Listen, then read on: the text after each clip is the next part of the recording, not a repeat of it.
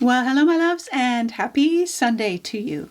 So today is our collage paper challenge that we have been doing all year, or a majority of the year.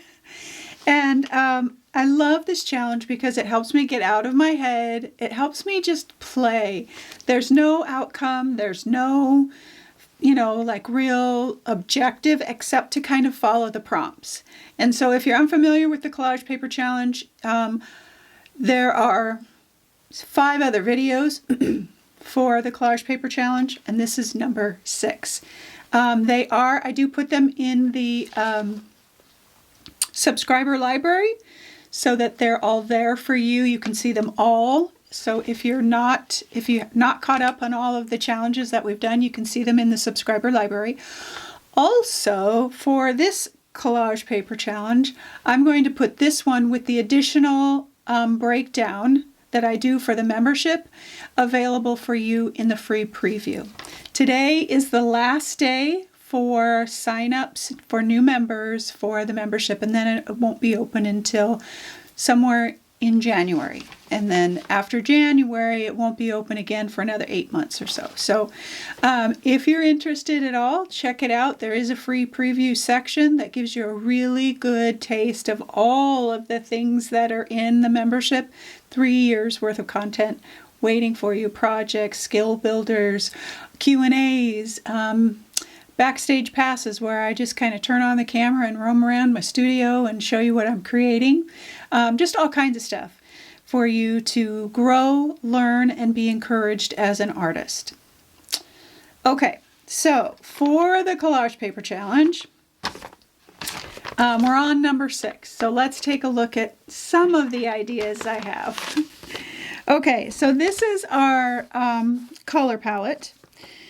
And this one is going to be a challenge, I think, to be honest with you. It's very, like, the only color is this kind of muted blue, gray blue. It's like a Payne's gray kind of muted down.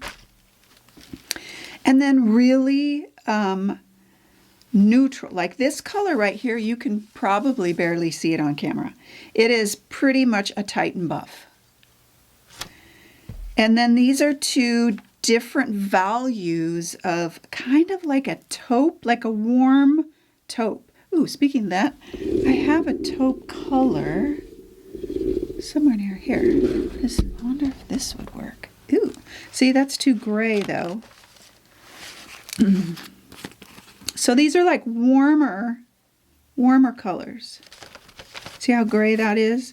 So I may be able to warm that up. I don't know. What my idea is to start kind of with a base of raw umber, but raw umber is pretty cool, and add some yellow ochre or some raw sienna to kind of warm it up, along with some white or Titan buff to get these 2 colors. We'll see how that goes. And then this color here, I'm pretty sure it's a Payne's gray that had some white added to it, white and black possibly, to kind of mute it down and then lighten it up. Either way. But I was surprised at how much color I have of this one thing. Payne's gray is one of my favorite colors, so I guess that didn't surprise me. Now, these colors here can also be represented in papers, which I have quite a few colors that are very close to these. Now, if I don't have the right color in my collage paper, I can always paint over them. I'm not creating new collage papers. That is the challenge. Not to create any new collage papers. This is to use up the stash. And then to think outside the box. So the shape for this journal page is triangles. And triangles just aren't necessarily my favorite shape. So I thought I would make it kind of an interesting triangle shape. So I just cut this out of an old manila folder. And I'm going to see if I can use this as a template to cut shapes into my papers. Okay, so I have my little bin here of like leftovers, things that go in it. And I'm going to use this for some of my neutral papers in the background and to kind of match, like so, those are pretty close, like it's like right in between there. So if I put some color over it, that would work as well. But I think I'm going to put just a bunch of neutral papers down first, and then I can add color to the top of them later on once I get some of the other pattern down. I'm going to start with my background papers and then do my main color, my only color basically, which is my blue. So let's... And then, so I can use my color palette and I can use neutrals. And that's black, white, beige, Titan buff, gray, neutral colors.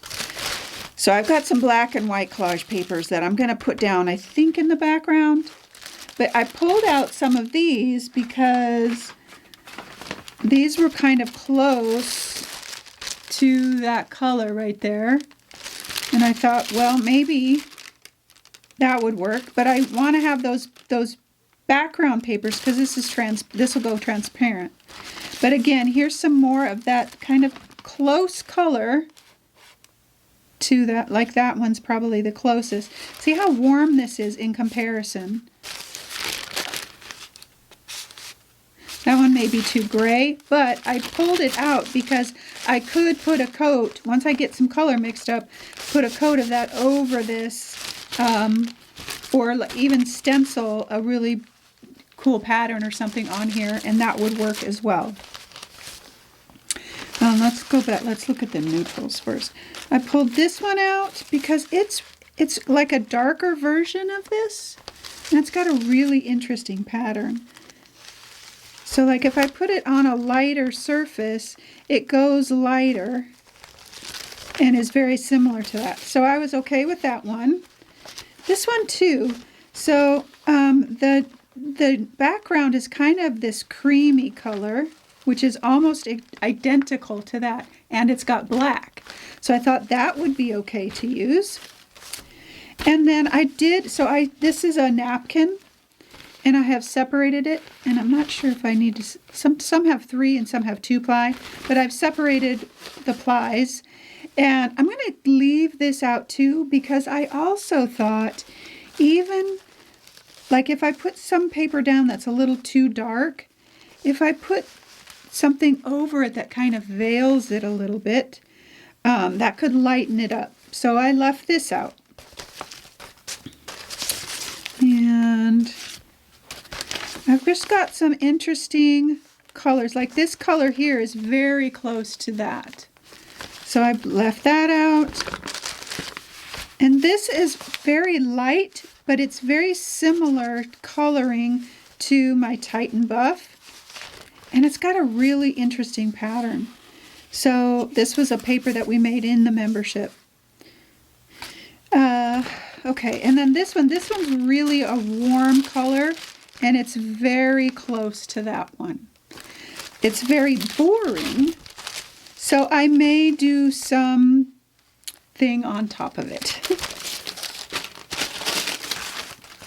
Okay, so those are the neutrals that I pulled out, and then the blues. So this one, they all have elements of the Payne's Gray. Here's another neutral that I pulled out. They all have some elements of that Payne's Gray in there. And so I think that'll work. It's really close to, and it's got the same like neutral color too. It's got a little bit of Rossian in there, but that's okay. And then this one is just like about as perfect as you can get with that color. And really interesting. Same with this one. And again, this one too. These are like perfect color matches. So these would be really interesting, like triangles. Same with this one. And more kind of similar pattern, and yet different. Like, so I could use some of this here.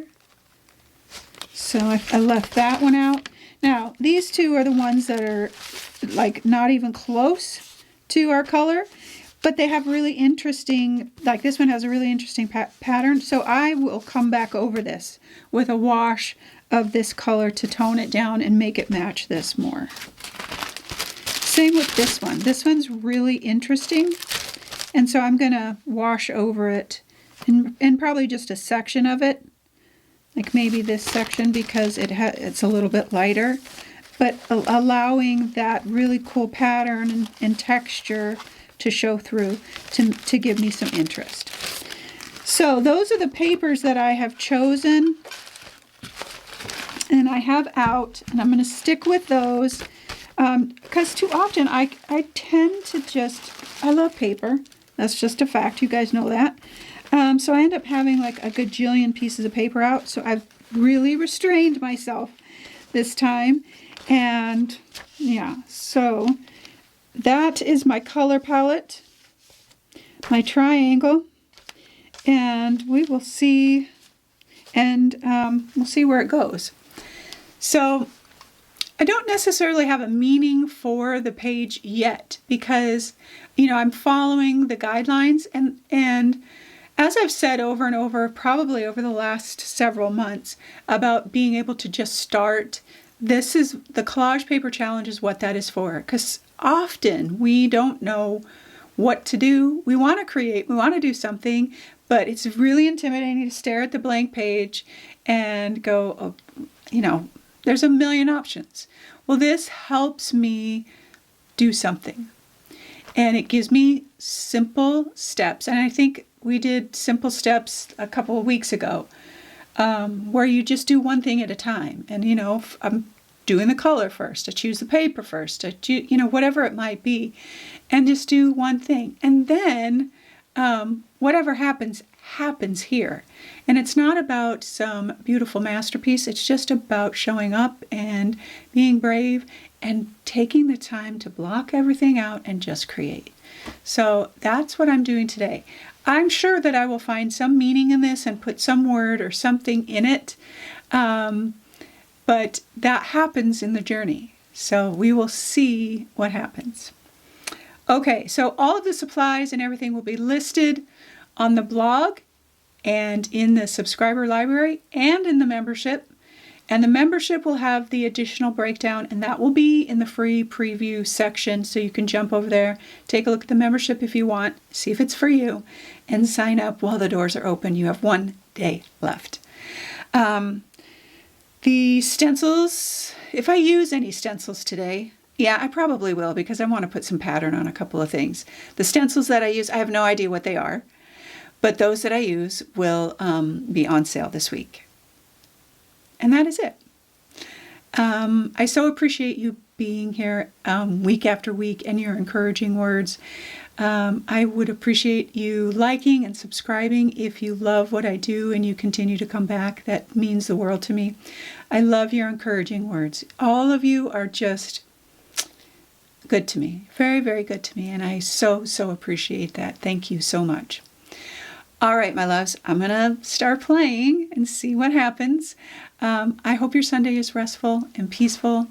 I hope that you take the time to invest in you and your art today. And I hope that you know that you are loved.